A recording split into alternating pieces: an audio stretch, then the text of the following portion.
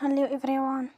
Today we talk about how to fix the app of FxPro Direct. We go to settings,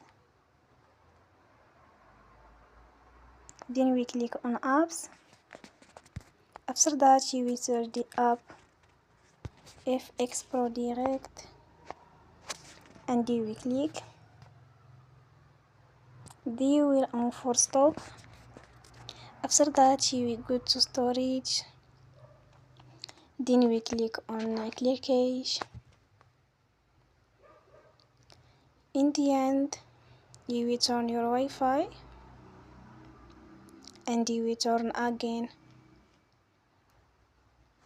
Don't forget to support us by like and subscribe. See you next time and thank you for watching.